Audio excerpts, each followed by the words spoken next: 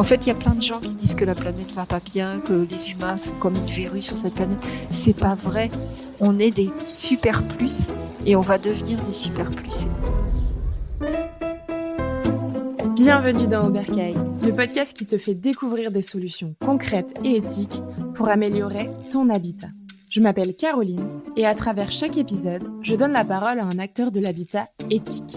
Comme toi, je me pose de nombreuses questions sur la rénovation et la construction de mon futur chez moi. Alors ensemble, partons à la recherche de solutions adaptées à chacun d'entre nous et cela commence dès maintenant. Bonjour et bienvenue sur Oberkaï. Aujourd'hui, j'ai le plaisir d'accueillir Evelyne Adam. Bonjour Evelyne. Bonjour. Alors Evelyne, tu es une véritable pionnière de l'habitat écologique. Depuis plus de 30 ans, tu dédies ta vie à créer des habitats durables et accessibles, qui s'appellent les Carter. Ces petites maisons en forme de dôme, construites à partir de chaux et de chanvre, incarnent une vision éthique, minimaliste et en parfaite harmonie avec la nature. Mais tu ne te contentes pas de construire que des maisons, Evelyne, tu portes aussi une philosophie qui va encore plus loin, l'impact bonifiant. L'idée, c'est que chaque construction, chaque jardin ne doit pas juste préserver la planète, mais l'améliorer. Et grâce à cette approche, tu as même réussi à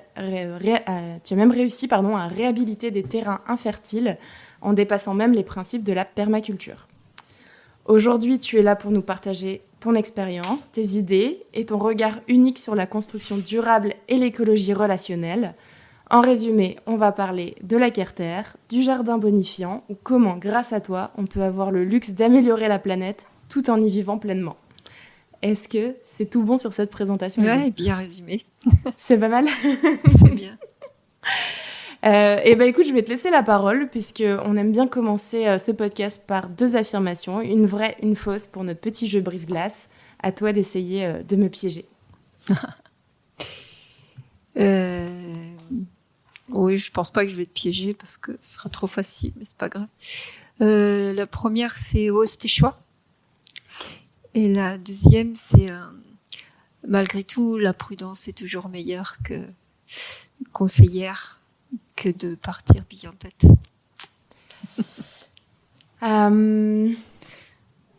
J'ai envie de dire ose tes choix. Moi, j'aime bien cette phrase. C'est clair. C'est ma phrase fétiche. Je pense que c'est tout à fait celle-là, la plus évidente en ce moment. Si on n'ose pas nos choix, on va pas passer la petite étape de se lancer dans du vrai nouveau. C'est clair. Merci pour cette petite phrase d'introduction qui est assez belle et que j'approuve complètement dans la façon de penser. Donc merci pour ça. Et j'aimerais, pour commencer cet épisode, déjà que tu nous racontes un peu ton parcours et comment t'en es venue à créer les maisons Carter et à développer cette philosophie de l'impact bonifiant. Alors, par quel bout commencer ? Il y a 27 ans, on m'a donné du chanvre en long. J'avais déjà fait une maison en chanvre et chaux, mais avec des poutres, une maison octogonale, mais un peu originale et écologique. Mais je pouvais pas la faire moi-même. Et je voulais aller plus loin sur libérer la possibilité d'avoir un habitat pas trop cher, parce que l'habitat, au fil des temps, est devenu de plus en plus cher et c'est 25 ans de crédit. Et ça veut dire toutes les choses qui vont derrière, être obligé de travailler dans des choses qu'on n'aime pas toujours, etc. Du coup, je cherchais toujours un habitat plus simple, plus écologique et qui coûte pas cher à la terre. Et du coup, on m'a donné du chanvre en long et je l'ai trempé dans de la chaux, je sais pas trop pourquoi. Et j'avais l'idée d'un igloo, de faire une forme ronde et j'ai fait une petite cabane parce qu'elle est toute petite, elle est toujours là. On l'appelle la mémé Carter. À cette époque-là, on l'appelait un igloo. Et donc, c'était tout à fait l'idée de l'igloo. Et j'ai monté, j'ai vu que ça penchait sans armature. Et petit à petit, j'ai commencé à imaginer que on pouvait faire de vraies maisons. Et donc, j'en ai fait une autre et puis une autre. J'ai essayé en argile et herbe, et puis après j'ai repris en chanvre et chaux, etc. Et puis je me suis mis à faire des stages pour apprendre aux gens parce que j'ai vu que c'était d'un intérêt vraiment autant pour la planète que pour l'humain, donc ça coûte pas cher à l'humain et pas cher à la planète, donc ça me semble urgent de passer à ce genre d'habitat. Ok, on va rentrer un peu dans le détail du coup. Qu'est-ce que tu appelles du coup une Carter ? C'est quoi ses spécificités par rapport à des habitats plus traditionnels ? Comment ça se concrétise ? La carter, c'est un habitat rond au sol et rond au-dessus, donc en forme de cercle partout. Et c'est obligatoirement sans poutre, sans armature, donc on tue pas d'arbres pour faire une carter. Donc ça me semble essentiel en ce moment. On a de moins en moins d'arbres, il en faut de plus en plus. Et c'est fait à partir d'une matière tellement simple que c'est de la pâte à modeler. Et donc c'est aussi à la portée de toute personne qui n'est pas bricoleuse et qui n'a pas de force physique. Et ça, c'est important. On a beaucoup de femmes dans nos stages qui partent en se disant « je peux faire ma maison ». Et on pouvait pas se dire ça les générations d'avant parce qu'il y avait beaucoup de corps de métier dans une maison qu'il n'y a pas dans la carter. En termes de matériaux, elle est exclusivement fabriquée avec de la chaux, du coup. De la chaux, du chanvre et du sable. Et de l'eau, évidemment, pour mélanger tout ça. J'en ai fait aussi en argile, mais j'apprends pas aux gens à faire en argile parce que c'est beaucoup plus fragile. Mais ça peut se faire aussi en argile. Ok. Et rien d'autre, on est d'accord? Il y a aucun autre ça matériau. carbonate et ça devient comme de la pierre. Et rien d'autre. Enfin, après, il y a les fenêtres, les portes, les skydomes. Mais il n'y a rien d'autre que de la chaux, du chanvre et du sable. Qu'est-ce que tu appelles un skydome pour ceux qui ne seraient pas forcément... Skydome, c'est une fenêtre de toit. C'est-à-dire, dans l'idée de la carter, c'est d'être avec ciel et terre. Donc, je reste avec la planète Terre. Je ne fais pas de dalle au sol. Et j'ai un skydome au-dessus où on voit les étoiles, le soleil qui se lève, etc. Ok. Donc, si je résume un petit peu, et on va peut-être après, comme ça va découler un peu sur un peu les étapes de la construction d'une carter. Mais la carter, on est d'accord qu'il n'y a pas de dalle, il n'y a pas d'étanchéité forcément faite au sol. On peut en faire, il y en a qui font des dalles, etc. Moi, je reste avec l'idée d'habiter avec la planète elle-même. Et donc, je dors toutes les nuits avec la planète sur un énorme tapis de plantes. Donc, je ne suis pas en direct tout le monde pense, humidité, etc. Voilà, c'est une autre façon de voir l'habitat. Mais c'est beaucoup d'énergie d'être en direct avec la planète. Mais ça, je sais que ça va un peu loin pour l'instant. Pour les gens qui sortent de l'habitat, entre guillemets, normal. On viendra à un habitat plus proche de la nature, mais ça fait encore un petit peu peur. Et moi, j'ai plus peur. Mais D'accord. On peut faire une dalle, on a une carter avec un plancher, on a toutes sortes de... Là, il y en a qui vont faire des essais avec des dalles en argile, etc. Moi, je suis pas pour tout ça, mais je laisse évoluer les choses tranquillement par les suivants. Mais moi, je reste sur mon tapis de plantes et sur ma planète, avec les racines des arbres en dessous. La philosophie mère de ça, c'est quand même cette connexion. Connexion avec la terre et le ciel. Très important. Okay. C'est ce qu'on a beaucoup perdu dans l'habitat d'aujourd'hui. Oui, tout à fait. On a beaucoup bétonné, on a beaucoup fermé. C'est ça, on est à l'étage, on est loin de la planète elle-même. Et moi, je suis tout près. Du coup, j'ai envie de lui faire du bien. C'est ma copine, quoi. Et c'est une belle philosophie. Comment tu découlerais un peu, justement, tu déroulerais la construction d'une carter. On vient te voir et on te dit, mais comment je prépare mon terrain, comment je construis ça un peu étape par étape. Tu prépares surtout rien, tu creuses pas. La carter se pose sur la terre directe, là où il y a même des racines, tu peux poser directement sur ce qui est. Et il faut juste faire un petit dalle de pierre. Maintenant, on met des ardoises en dessous le chanvre. Donc, il faut faire juste un petit mur sous le mur de chanvre. Il faut faire une petite isolation et on met du béton de chaux avec des ardoises et puis du béton de chaux et des ardoises comme en château de cartes. Et comme ça isole de l'humidité parce que le chanvre et chaux peut être comme une paille, donc il faut pas qu'il touche le sol. C'est juste ça. Donc c'est une petite fondation, c'est pas une fondation, mais c'est un petit mur imperméable sous le mur de la carter. C'est la seule préparation et après on monte son mur. Et puis au moment de pencher, ça penche et puis ça penche et ça tient. On attend un peu que ça sèche, puis on repenche et ça tient toujours. C'est ça la magie des carters. Et du coup, on imagine, parce que pour avoir j'ai malheureusement pas eu l'occasion d'en voir une en vrai, mais en photo en tout cas, quand on imagine, le défi un peu technique, c'est de comment ça tient finalement, puisqu'il y a pas d'armature plus que ça, c'est ça? Oui, mais les mèches de chanvre sont très longues et très solides, Et donc, on croise les mèches de chanvre. Donc, on diminue l'épaisseur et après, on l'augmente au fur et à mesure qu'on monte. Mais surtout, on arme. C'est comme comme dans votre corps, vous avez des muscles qui sont croisés. Ils sont pas parallèles ni posés les uns sur les autres. Et donc, c'est juste croisé comme des muscles. Et c'est musclé. Voilà, l'écarter, c'est musclé. Et ça tient jusqu'en haut facilement. Si vous prenez votre temps, il faut juste prendre son temps d'attendre que ça sèche entre chaque couche. Mais des fois, on peut faire le matin quand c'est l'été et l'après-midi encore et ça tient toujours, quoi. Et est-ce que la forme, justement, comment on peut créer cette forme? Est-ce que la forme, elle se crée naturellement par rapport aux fibres qui sèchent et qui choisissent un peu le format puisqu'elles s'imbriquent, si je comprends bien, les unes entre elles? Ou est-ce qu'on peut contrôler cette forme? Justement, est-ce que ça fait partie de la philosophie? Il faut garder l'idée du dôme quand même, parce que si on monte comme ça sans armature, la force, elle est dans le côté dôme. C'est-à-dire qu'on tient des cathédrales sur des arrondis comme ça. N'importe quelle cathédrale est faite sur des formes arrondies. Et donc, il faut rester bien arrondi et pas faire trop de... Mais j'ai quelques carters un peu biscornues, elles tiennent bien aussi, mais c'est toujours en dôme quand même. D'accord. Voilà. On peut un peu se tromper sur le dôme, mais ça tient toujours quand même. Et une fois du coup qu'on a fini de monter les murs, que le dôme se termine, comment ça se passe pour du coup les menuiseries, la porte? Pareil, Pardon, mais oui. c'est fini ta question. Non, mais du coup, comment on intègre justement on met sur les portes ou les fenêtres, on met des gros clous croisés sur les côtés et on enroule la mèche sur les clous qui sont enfoncés dans les huisseries et on tire par derrière jusque dans les murs et puis on fixe comme ça. Pareil, on muscle les fixations des portes et des fenêtres. D'accord. C'est toujours une idée de croiser les mèches. C'est juste ça.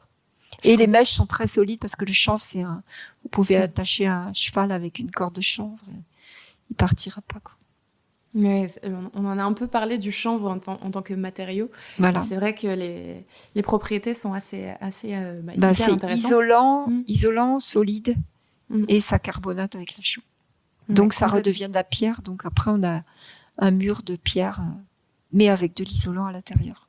Donc c'est ça qui fait que c'est à la fois solide et chaud. Et on est d'accord que derrière, on rajoute pas d'autre isolant à l'intérieur. Non. Le mur est fait extérieur comme intérieur. On peut faire de la chènevotte à l'intérieur, on peut faire des enduits d'argile, on peut faire ce qu'on veut, mais on peut rester comme ça avec le mur brut, il est suffisant, quoi. Mais souvent, il y en a qui mettent des enduits d'argile, des enduits de chènevotte, etc. pour faire plus joli, c'est comme on veut. Ok. Voilà. Ok. Et pardon. Dis-moi. Surtout à la fin, quand c'est séché et carbonaté, vous pouvez danser dessus. Et ça tient. Moi, je peux monter sur mes carters sans aucun problème, même les vieilles. La Kerbassin, par exemple, elle a 16 ans, je crois, et je peux vraiment monter dessus toujours. Et elle est là pour des décennies, voire des siècles. Mais j'allais justement poser la question, est-ce que ça dure dans le temps ou est-ce qu'il faut repenser ou resolidifier dans le temps? Non, la Mémé Carter a 27 ans. On a 27 ans de recul, mais on voit bien que je pense que dans 100 ans, ce sera toujours pareil.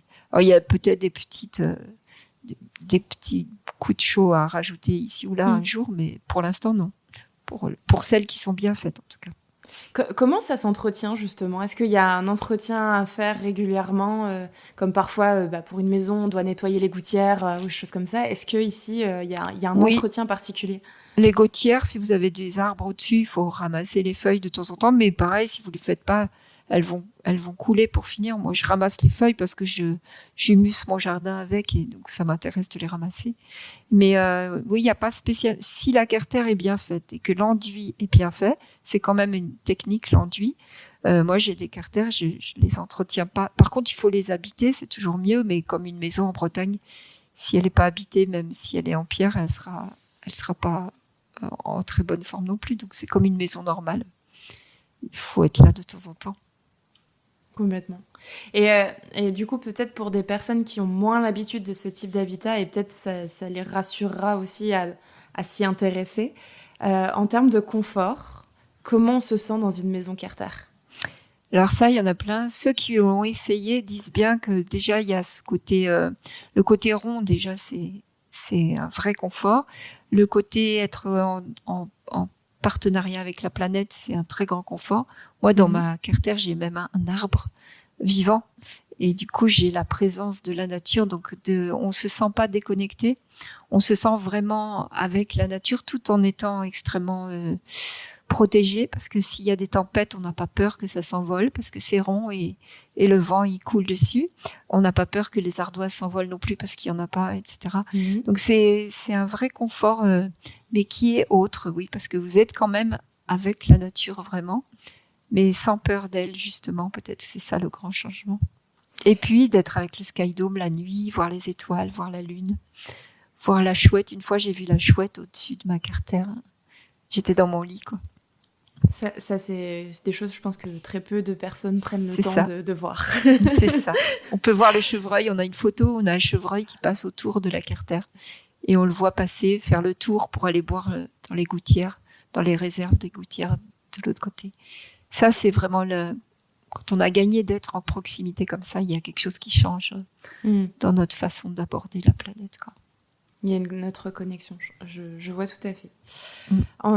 Est-ce que la cartère, elle peut s'adapter à différents climats ou différentes régions ? Oui, on en a fait une au Mexique, on en a fait en République tchèque, on en a fait à plein d'endroits. Il y a des gens qui en ont fait dans des endroits de montagne, apparemment. Ça a l'air de tenir partout. Moi, je l'ai fait en Bretagne où il pleut quand même beaucoup et ça marche aussi. Donc, je pense que c'est vraiment, et je pense que c'est très adapté aussi aux endroits très chauds. L'année où il y a eu la canicule, il faisait vraiment frais dans mes carters. Et ça, c'est vraiment incomparable. Il fait chaud l'hiver et frais l'été. J'ai même construit un frigidaire carter où j'ai sorti des melons frais en pleine canicule dans mon frigidaire carter. Et du coup, quand tu dis un frigidaire carter, je suis curieuse de ça, du coup. Est-ce que c'est le principe d'une mini carter, mais sous forme de... On appelle ça avec beaucoup d'aération. pour que l'air circule vraiment beaucoup. Et vraiment, j'avais un melon vraiment frais. J'ai eu plusieurs fois des légumes, des fruits frais en pleine canicule. Ouais. Dans ma petite mini carter. Là, en ce moment, il y a les pommes dedans qui se gardent bien aussi. Est-ce qu'on peut habiter toute l'année dans une carter ? Est-ce qu'il y a des périodes où c'est compliqué ? Est-ce que... Ben non, tant qu'à faire, avoir une maison, c'est l'habiter tout le temps. L'hiver, là, c'est l'hibernation. Moi, j'aime beaucoup être en hibernation, au coin du feu, en proximité quand même. Justement, on n'a pas l'impression d'être enfermé puisqu'on est dehors dedans, mais en même temps, on est au chaud. C'est un nouveau luxe, mais c'est difficile d'imaginer d'être près de la nature et que ce soit confortable et que ce soit luxueux. C'est comme pas possible pour la plupart des gens. Et pourtant, c'est vraiment ça, la carter. C'est pour ça qu'on est là pour en discuter, pour justement casser ces préjugés. On va essayer. Justement, comme tu disais, au coin du feu, une solution de chauffage.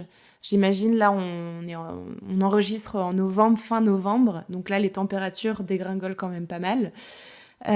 Tu dis que en été, du coup, tu es au frais. En hiver, tu es au chaud. Est-ce que tu prévois des solutions de chauffage d'appoint ? Et si oui, c'est quoi le principe ? Non, j'ai des carters avec des cheminées, des carters avec des poêles. J'ai même ma carter préférée, celle qui est plutôt vraiment la mienne, que j'ai vraiment fait quasi toute seule. Elle a un poêle et une cheminée. Donc, il y a une saison pour utiliser le poêle parce que par exemple, quand tu vas faire tes courses ou n'importe, tu mets des bûches d'avance. Et il y a une saison pour utiliser la cheminée parce qu'il y a besoin juste d'un petit feu pour un mini confort. Et la cheminée est faite en argile. Et donc, faite avec de l'argile que j'ai pris dans le sol. Donc, j'ai créé un biotope en prenant l'argile. Et j'ai créé la cheminée pour 0 €. Et puis, le poêle, il faut qu'il soit tout petit parce que sinon, il chauffe trop fort aussi. Parce que là, c'est vraiment un habitat... Voilà. Il y a une petite difficulté, c'est quand il y a plusieurs dômes, c'est de réussir à faire passer la chaleur entre les dômes. Mais j'ai des copines qui ont ça et ça le fait vraiment maintenant avec des poêles. Avec des poêles. En termes de superficie, On estime à peu près à combien une Carter? Est-ce que c'est petit? Est-ce que c'est grand? Est-ce Tu peux qu'on faire peut faire toutes ce les qu'on tailles. veut? Tu peux faire un château Carter à partir du moment où tu fais chaque dôme une pièce. Il faut imaginer une maison où chaque dôme est une pièce. Donc tu as le dôme salle de bain, le dôme bureau, tu peux faire le dôme home cinéma, tu peux faire le dôme tout ce que tu veux. Et chaque dôme, voilà, moi j'ai un dôme salle de bain, où j'ai une salle de bain avec des arcs-en-ciel parce que j'ai un dôme à l'envers avec de l'eau qui fait des arcs-en-ciel dans ma salle de bain, etc. Du coup, il y a plein de solutions. Ça a l'air très magique. Oui, oui, la salle de bain est très magique, c'est vrai. Justement, je voulais montrer par la salle de bain luxueuse que c'est un nouveau luxe, mais que c'est pas un retour en arrière un peu trash. Il y a beaucoup de gens qui pensent que de retourner vers la nature, ça devient un non-luxe justement, et moi je parle beaucoup du nouveau luxe, mais c'est difficile de le concevoir comme un nouveau luxe. Donc j'ai ma salle de bain super luxe avec un chauffe-eau à bois, une phytoépuration. Voilà, donc c'est le grand luxe de pouvoir avoir plein de bains avec très peu de bois, et du coup j'économise pas non plus de l'électricité pour prendre un bain, etc., etc.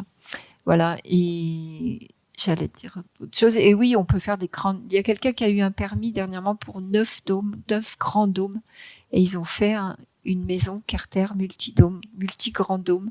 Donc on peut faire, moi j'ai pas besoin de tant que ça. J'ai vraiment inventé la Carter pour faire justement une démarche un peu moins grand, un peu moins de demande. Je demande du beau luxe, mais pas de la taille. Moi, ma maison, c'est dehors, quoi. Et, vivre beaucoup dehors, c'est aussi quelque chose qu'on n'imagine plus beaucoup, puisque tout le monde est très enfermé en ce moment. Complètement. Voilà. Et j'ai un grand salon, c'est mon jardin. Et c'est le meilleur des salons. C'est clair. Qui change tout le temps, il change selon les saisons. C'est pas cher de l'aménager. C'est sûr.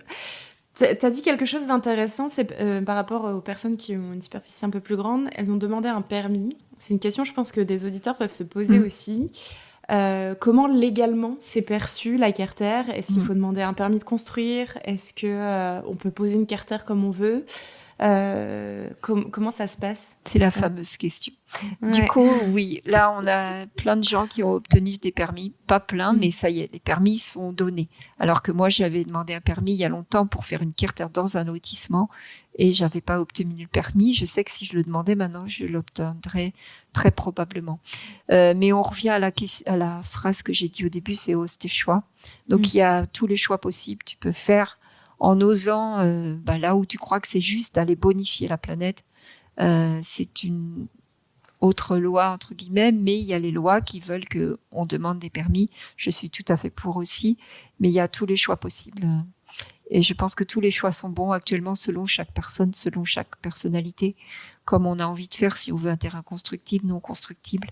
Il y a beaucoup de solutions. Dans nos stages, on donne des solutions. Moi, je déteste de parler de tout ça, parce que c'est beaucoup de solutions techniques, un petit peu de utiliser les lois aujourd'hui. Il y a de plus en plus de mairies qui sont en phase avec cet habitat. Avant, c'était regardé bizarrement, et maintenant c'est plutôt bien accueilli parce qu'il y a un réel problème d'habitat. Donc on sait très bien qu'il faut qu'on passe à d'autres façons d'habiter la planète, et surtout quand tu peux prouver que tu vas être bonifiant. Et voilà, si tu es bonifiant, tu as le droit de faire une Carter. Mais il faut vraiment apprendre ce que ça veut dire être bonifiant, et c'est tout un trajet de réflexion. Voilà. Est-ce que tu aurais une définition pour nos auditeurs? Ou pour dire bonifiant? Oui. Ah là là. C'est pas facile, hein. Il y a bonifier déjà humainement, d'être avec les gens autour de toi, déjà de savoir être bonifiant, c'est tout un travail. La plupart, on sait plus être ensemble et agir ensemble et construire ensemble. C'est ce qu'on apprend dans les stages Carter. Les gens repartent très souvent tellement contents d'avoir fait équipe pendant 3 semaines pour les formations complètes. Faire équipe et construire ensemble, c'est quelque chose de magique, et on a besoin de retrouver ça. Autrefois, on faisait les travaux des champs, les travaux ensemble, et ça, on a beaucoup perdu.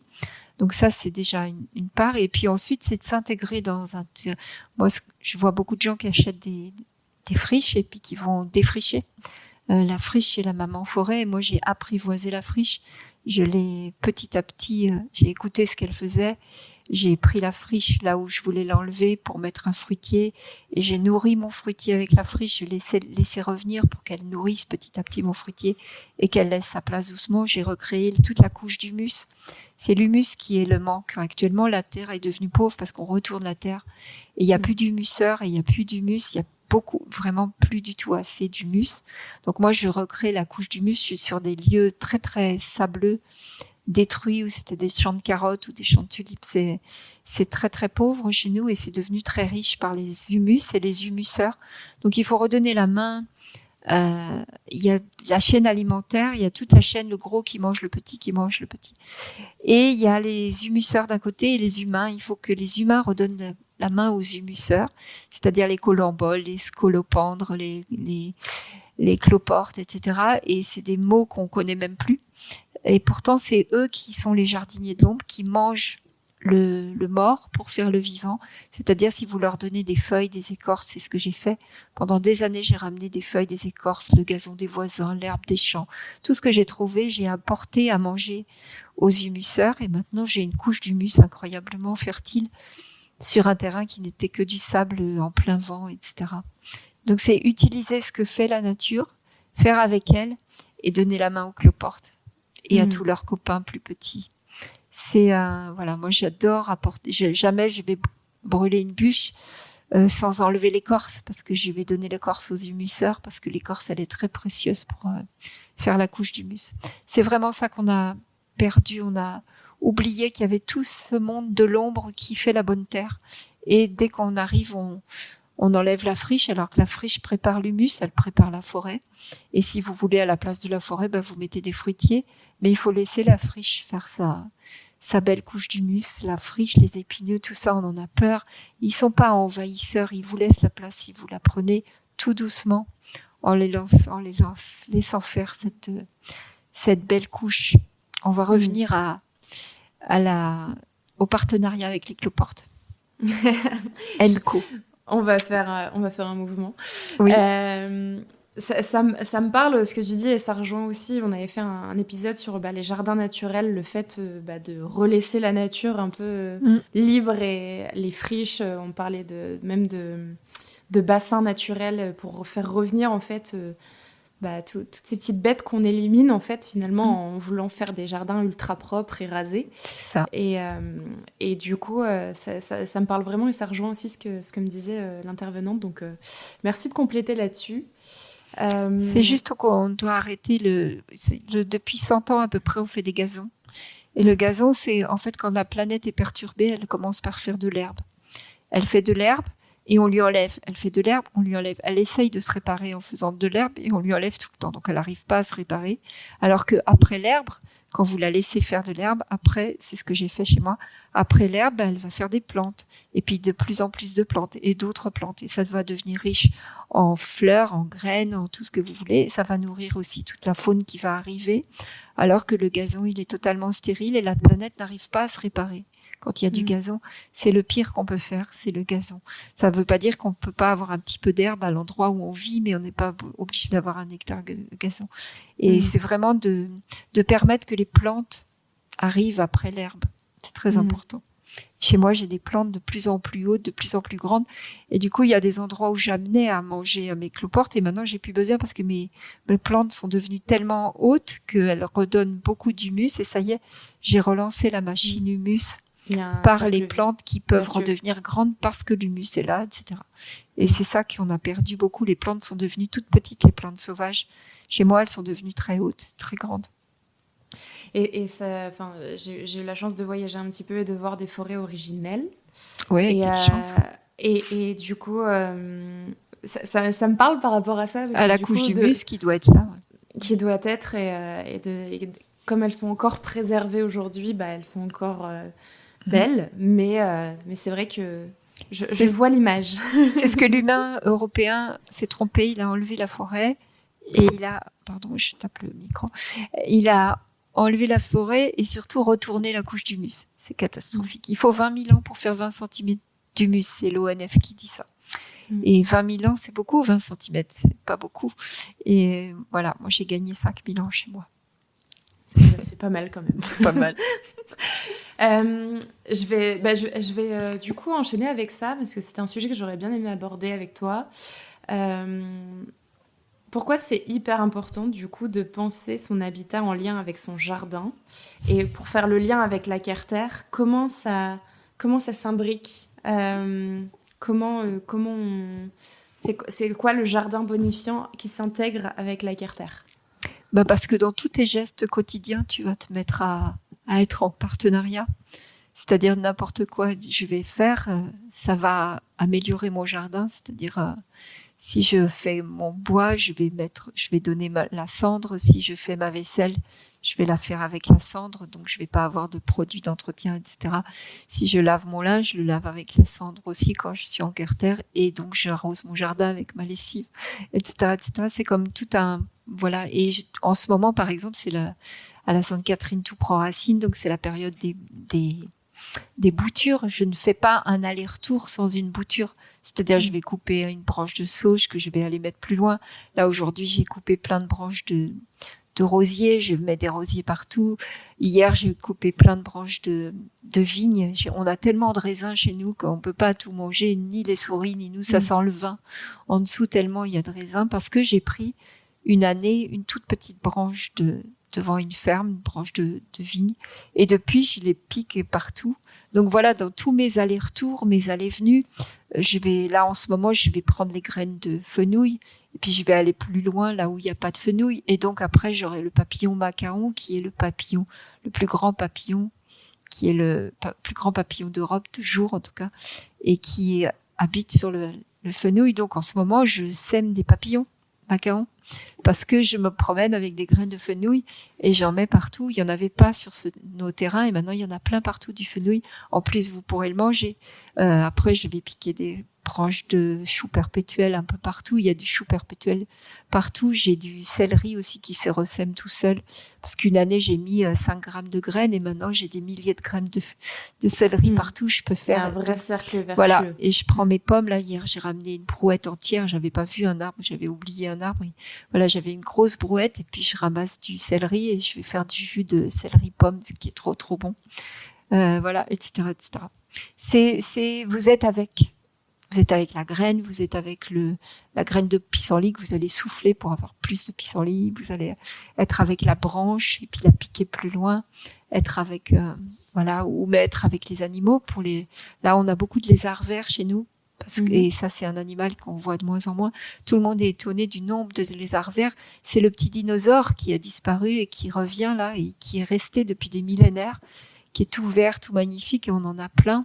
Parce qu'on humus, il y a beaucoup de feuilles partout, on fait des tas de branches, etc. Il y a les hérissons qui sont revenus. Il y a beaucoup de salamandres aussi, parce qu'on a fait des bassins d'eau, voilà, etc., etc. Et donc ma façon de vivre avec l'eau de la pluie aussi, avec les bassins d'eau, avec beaucoup de bassins à la sortie des gouttières. Donc il y a des libellules, il y a le papyrus, il y a, etc., etc. Il n'y a pas un geste ou un aller-retour qui n'est pas utile dans ma vie bonifiante. Ça paraît prétentieux, et pourtant, je passe mon temps à faire des allers-retours. Je ne fais pas un aller-retour avec rien dans mes mains. Surtout en ce moment, plus que d'habitude, voilà. Et on peut pas expliquer. Et puis c'est vraiment bon à vivre, surtout parce que vous avez l'impression de faire partie de l'histoire, de faire du bien à votre lieu. Et vous êtes beaucoup plus content. Voilà, moi, hier soir, après avoir planté des vignes partout, avec des enfants d'à côté, en plus des jeunes enfants qui sont venus apprendre à être bonifiants. Et voilà, je leur apprends simplement à planter des pépins. Tout le monde peut planter ses pépins quand il a mangé une pomme. Et dans une pomme, tu peux avoir jusqu'à 12 pépins. Donc, tu peux avoir jusqu'à 12 pommiers. Donc, dans un trognon de pommes, t'as des tonnes de pommes dans ton pépin. Et ça, c'est magique, et c'est si simple. En fait, il y a plein de gens qui disent que la planète va pas bien, que les humains sont comme une verrue sur cette planète. C'est pas vrai. On est des super plus, et on va devenir des super plus. Et c'est ça qu'il faut rouvrir à la génération qui arrive, au lieu de leur dire c'est pas l'humain vraiment, il fait du mal, non, il peut faire du bien à chaque seconde de sa vie s'il devient bonifiant. Et c'est ce que je fais. Et c'est ce que hier, vraiment, les jeunes enfants qui étaient là, ils étaient enfin un adulte qui dit que on peut être un plus. Ça leur fait vraiment du bien. Il faut souligner ça parce que c'est vraiment grave ce qu'on est en train de faire, de dire que presque on devrait partir de cette planète. Bien sûr que non, parce que l'humain, avec des églantines, il va faire des rosiers magnifiques. Avec des pommiers sauvages, il va faire des pommiers incroyables. C'est une belle transmission. On a cette capacité de faire encore plus belle la planète. Et ça va être ça la suite. J'y travaille et je suis sûre que ça va le faire un jour. Merci pour ce message, Evelyne. Je pense que ça fera du bien aussi à nos auditeurs de l'entendre. Donc, oui, parce qu'il y a très peu de gens qui ont un message d'espoir. Et surtout, surtout sur ces sujets-là. Oui. Souvent, on est beaucoup dans le reproche ou dans la négativité. Tout le temps. La plupart des gens sont en train de critiquer les autres. Mais si tu regardais chez toi ta propre maison, ta propre façon de manger, de t'habiller, de tout ça, alors tu peux changer toutes les usines du monde. Ton choix d'achat, ton billet d'argent, c'est un bulletin de vote de tous les jours. De plus en plus de gens comprennent ça de plus en plus. Moi, j'ai fait ça il y a 30 ans. J'ai commencé à décider de voter tous les jours. Je vote tous les jours dans mes actes, dans mes achats. Pas tous les jours dans mes achats, mais dans mes actes, oui. On peut pas... Quel est pour toi un peu l'impact du coup écologique mais aussi économique, parce que ça peut intéresser aussi certains, parce que faut être honnête, il y a des gens qui ont aussi ce côté, ce biais économique d'une Carter sur l'environnement. Est-ce que tu as un peu un retour là-dessus? Tu as justement, avec tout ce que je viens de t'expliquer, tout ça veut dire beaucoup moins d'argent. C'est-à-dire que moi, quand je vais jamais dans les supermarchés depuis 30 ans. J'y vais parfois pour acheter des bougies. C'est la seule fois où j'y vais. Et quand je regarde partout, je me dis, j'ai besoin de rien. J'ai des arbres à papier toilette, j'ai des arbres à toutes sortes de choses. Voilà. Par contre, je vais aller chez les producteurs de légumes, etc. Je suis pas en autonomie du tout et je cherche pas l'autonomie. Je pense que chaque personne doit faire sa spécialité. Donc, il y a des gens spécialistes des légumes et je trouve ça très bien. Ça n'empêche pas que je peux ramasser toutes les plantes sauvages et tous les légumes de mon jardin, mais je vais pas chercher à être en autonomie. Par contre, je vais ne pas dépenser toutes les choses que j'ai absolument pas besoin, comme le produit à vaisselle, comme les produits machin, etc. Voilà, on peut être vraiment dans justement cet impact bonifiant inclus que tu vas dépenser beaucoup moins. Et puis aussi, il y a la richesse temps. Moi, il y a 30 ans, j'ai opté pour avoir la richesse temps. Et ça, il y a beaucoup de gens qui n'ont plus cette richesse temps. La plupart des gens que je rencontre actuellement sont dans une espèce de course. Je pense que les réseaux sociaux ont rajouté au manque de temps. Moi, je garde cette richesse temps. J'ai opté pour la richesse temps, donc j'ai eu la richesse partage humaine, invention, Carter. J'aurais pas pu faire les Carter si j'avais pas eu cette richesse temps choisie. Et donc, dans la richesse temps, tu vas prendre ton temps et au lieu d'aller acheter des biscuits, tu vas faire des gâteaux pour tes enfants. Donc, ça coûte pas du tout cher un gâteau que tu fais à la maison. Puis, en plus, il est vachement meilleur. Il y a pas tout le plastique, toute la poubelle que tu vas générer derrière aussi, etc. C'est comme en fait, c'est comme une roue où tu mets ton pied dans la nouvelle roue. Et tu te dis, c'est pas si dur que ça. Il y a des petits moments où il faut faire un petit effort quand même pour rester profondément honnête avec ce que tu crois de propre. Mais je pense que c'est nous, dans chaque maison, qui avons le pouvoir sur chaque usine dégueu. Et tout le monde est en train de dire, oui, c'est pas juste, il pollue la planète. Achète plus. C'est pas difficile. Ça paraît utopique, ça paraît bisounours, ça paraît tout ce que tu veux. Et j'assume, je suis la bisounours de c'est possible qu'on arrête. C'est pas qu'on va arrêter tout d'un coup, parce que tout s'arrêterait d'un coup, on serait pas bien. Donc il y a des gens qui vont continuer de consommer. Et moi, je les apprécie parce que je pense que si tout le monde faisait comme moi, là, ça tomberait tout d'un coup et ce serait pas juste. Donc il faut qu'il y ait des gens qui continuent de consommer bêtement et pas correctement pour que ça s'arrête tout doucement et que les gens à qui on achète, qu'on exige petit à petit et que toutes les choses qui vont devenir honnêtes, c'est celles-là qui vont se vendre. Alors c'est pas dur, le commerce y suivra là où ça se vend, c'est pas difficile. Mais des fois il faut acheter un peu plus cher à cet endroit parce que c'est plus honnête. Voilà, moi des fois j'ai acheté des choses beaucoup plus chères parce que c'était plus honnête et je m'y retrouve parce que j'achète ma planète à ces moments-là. La qualification du produit, c'est l'évidence. Là, votre génération commence à y arriver. La mienne, elle a oublié ça totalement. Pas totalement. Il y a plein de gens comme moi qui ont fait cette démarche, mais on était très peu. Et maintenant, là, vous arrivez tous et prenez conscience de cette puissance que vous avez. La puissance du consommateur, c'est celui qui va faire les choix véritables. Si vous faites pas attraper par toutes les pubs et tout ce qui vont avec pour vous rendre plus jolie, moins de rides, moins tout voilà, il y a tellement d'injonctions qu'il faut vieillira quand même. Ah bah ça c'est clair. Et les belles, ça les sculptures d'émotions, c'est-à-dire vos rides, c'est vos sculptures d'émotions.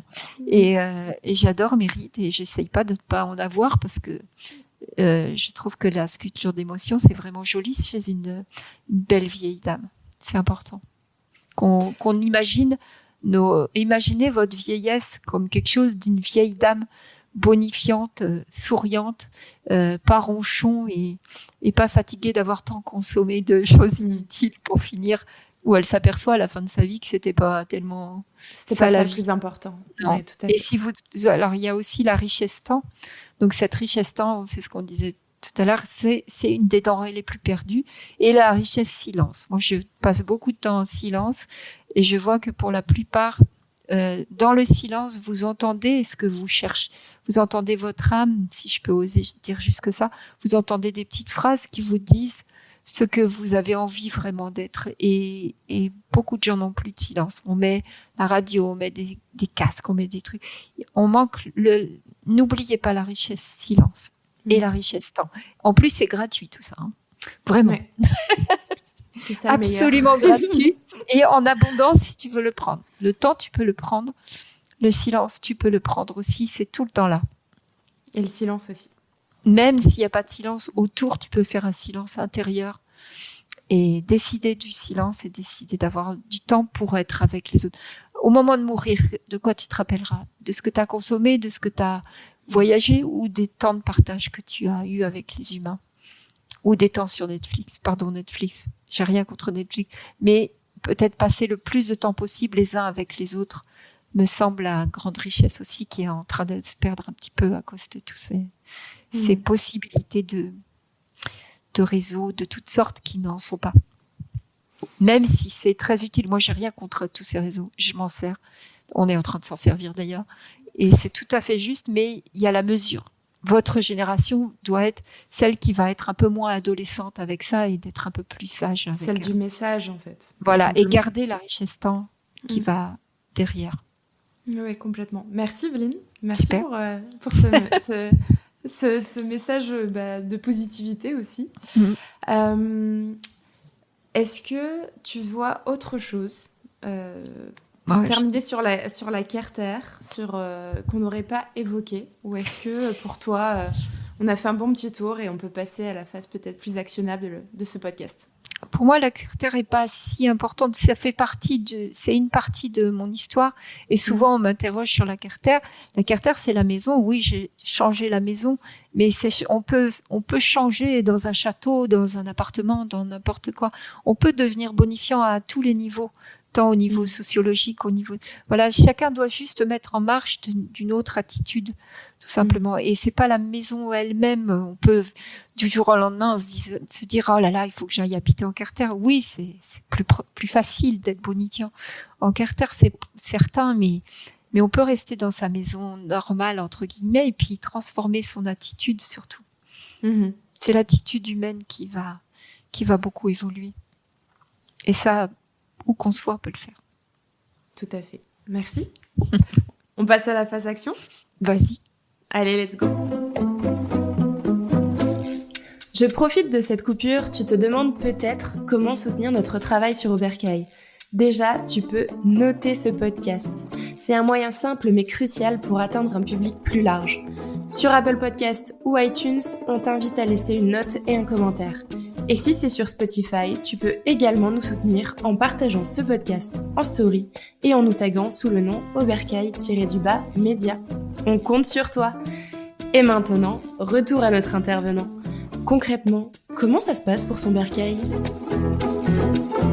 Evelyne, du coup, désolée, hein, la question va être basée quand même sur la Carter, mais nos auditeurs ont un projet du coup de créer leur propre maison Carter.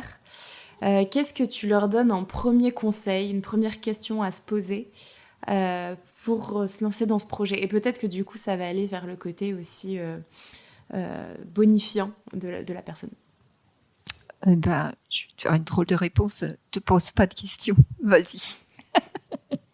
Parce que justement, il y a beaucoup de gens, quand je vois les gens qui commencent la démarche Carter, justement, ont 1000 questions. C'est comme s'ils allaient me les poser à moi. Moi, j'ai pas les réponses. Et parce que ta vie, ta façon d'être, pose-toi juste la question de qu'est-ce que tu as envie de faire là tout de suite, d'aller faire tes fondations tout de suite, va les faire et te pose pas les questions d'après parce que toutes les réponses que tu les as pas maintenant. Et du coup c'est un peu on a appris à prévoir. Voilà, moi les Carter, je les ai pas prévus, j'ai pas fait de plan, voilà, ose tes choix, c'est un peu aussi ose partir bille en tête, ça paraît pas prudent, etc. C'est peut-être ça la plus grande des prudences, de pas se prendre la tête. Donc vous posez pas de questions. Ça me va aussi comme réponse. Parce que les réponses, elles viennent. C'est tellement une autre façon d'être que c'est en mettant le pied dans une petite roue différente. Tu peux pas te poser la question comment ça marche quand je vais marcher dans la roue parce que t'as pas encore fait un pas. Donc voilà, fais des petits pas et chaque petit pas chaque jour fera que ça va être facile en osant ne pas se poser les questions trop à l'avance. Lâcher prise. C'est ça. Il y a pas meilleur que de lâcher prise. Tout en dirigeant sa vie, avec des profonds choix. C'est pas un lâcher prise c'est pas non plus n'importe quoi. C'est juste un choix de chaque seconde. Entrer dans le présent. On pourrait philosopher et aller plus loin, mais c'est important. Super. Merci pour cette réponse. Pour toi, du coup, dans le meilleur des mondes, c'est quoi ton berka idéal? Est-ce que c'est la Carter ou est-ce que tu imagines encore autre chose? Je vois des Carter encore plus belles que celles que j'ai faites parce que j'ai jamais eu le temps vraiment de sculpter ma Carter comme je l'imagine. J'ai sculpté mes cuisines à l'intérieur, plein de trucs. Mais oui, l'habitat, ça reste la Carter pour moi, avec connexion terre et ciel, ça c'est sûr. Ce matériau, cette forme, tout ça. Mais prendre plus le temps de les sculpter encore plus belles. Je vois ces habitats comme des merveilles de sculpture. Ça c'est sûr. J'en ferai une un jour. Si tu avais un mot, du coup, pour le définir, cet habitat, ce serait quoi? Waouh. C'est dur, hein. Un mot. Non, c'est ça le mot. C'est waouh. Waouh. Voilà. C'est-à-dire tu vois cette maison, surtout à l'intérieur pour moi, parce que l'extérieur devrait être très végétalisé, voire invisible. Pour moi, l'habitat du futur sera très invisible, intégré dans la nature, avec des grands arbres, etc. Et oui, et en rentrant dedans, c'est waouh. Souvent dans mes Carter, les gens font ça, mais je veux encore plus de waouh pour encore plus sculpter et faire des choix avec des artistes, des artisans. Là, j'ai une femme qui m'a fait une porte sculptée, magnifique. Voilà, ça va devenir waouh de waouh. Waouh de waouh. Je prends. C'est la première fois qu'on me le fait, celui-là. Est-ce que, pour nos éditeurs, tu as des ressources sur lesquelles ils peuvent se baser peut-être, parce qu'ils auront peut-être quand même des questions, même si on a dit qu'il fallait lâcher prise, qui pourraient être intéressantes pour eux, pour creuser ce sujet, peut-être les amener à réfléchir, à se poser ces questions-là. J'ai fait un livre qui s'appelle Construire bonifiant simplement. J'ai fait un livre sur les Carter et où tout le monde attend que ce soit un livre très rationnel qui donne toutes les techniques, mais il donne la technique légèrement et surtout il donne le pourquoi du comment. Donc c'est pas pour vendre mon livre, mais ce livre-là, j'ai essayé de mettre la technique et la philosophie qui va avec et les belles photos aussi de tout ce que j'ai fait depuis des années. Donc ça, il y a ce livre-là et puis oui, dessinez-la. Et puis vous la ferez après. C'est juste, elle n'existe pas la maison du futur en ce moment. On va tous imaginer dessiner là, inventer comment vous allez jouer avec la pluie, avec l'eau, avec le feu, imaginer le plus grand confort possible, tout sculpter, tout. Et n'oubliez pas la nourriture des yeux, qu'on puisse regarder. Vous voyez là, je suis dans une maison toute carrée parce qu'il fallait venir vers l'ordinateur, tout ça. Ça fait pas vraiment du bien aux yeux, même si c'est joli. C'est pas, voilà, il faut vraiment nourrir ses yeux, nourrir ses sens, qu'il y ait des bonnes odeurs, nourrir tous ses sens. Et il n'y a pas de gens qui vont vous donner, vous rassurer. Il faut pas essayer d'être rassuré parce que c'est une aventure, c'est nouveau. On est tous en ce moment à devoir se lancer dans une nouvelle aventure. Même moi, il y a plein de gens qui me demandent des conseils. J'ai pas de conseils parce que ce que j'ai fait, voilà, on va aller plus loin que ça encore.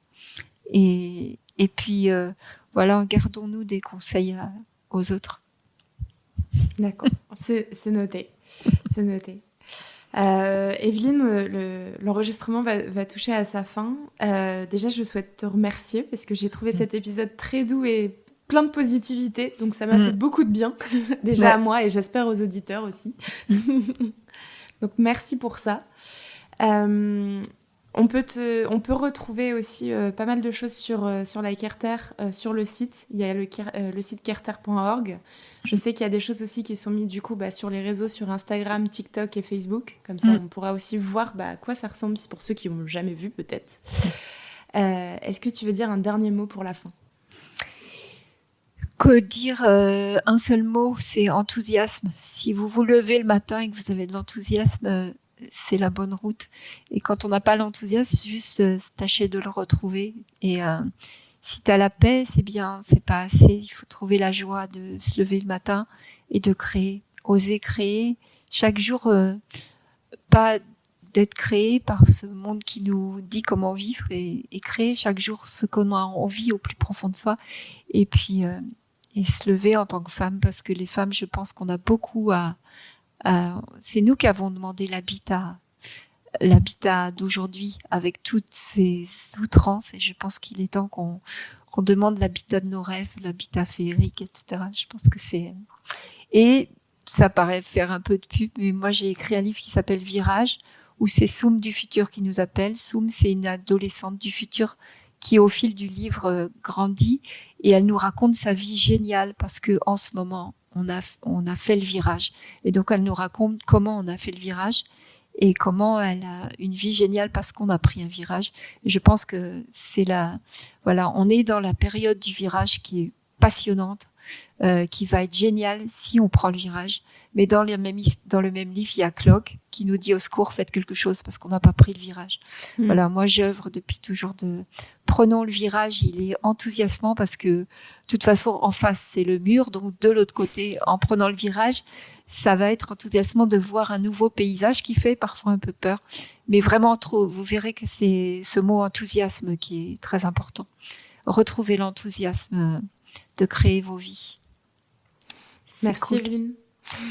De tout, nous on dit chez nous, c'est pas rien. C'est le fruit de plein d'années d'oser s'enthousiasmer quand tout le monde est un peu dans l'apathie, de désespérer. On va pas finir sur ce mot désespéré. Donc enthousiaste. La belle route de la joie, c'est vraiment important. Ça marche. Merci Evelyne.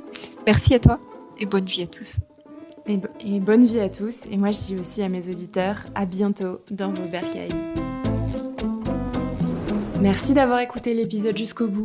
Bon, tu le sais déjà, mais un dernier rappel. Si tu as aimé cet épisode, tu peux nous soutenir en laissant 5 étoiles sur Spotify et Apple Podcast. Et en laissant un commentaire pour nous dire ce qui t'a plu et les sujets que tu souhaiterais voir abordés dans nos futurs épisodes. Allez viens, construisons vos bercailles ensemble. Ta voix compte et tes idées sont hyper précieuses pour faire évoluer ce média. Merci d'être là, merci de nous écouter et surtout merci de contribuer à cette belle communauté. Prends soin de toi et à bientôt dans ton bercail.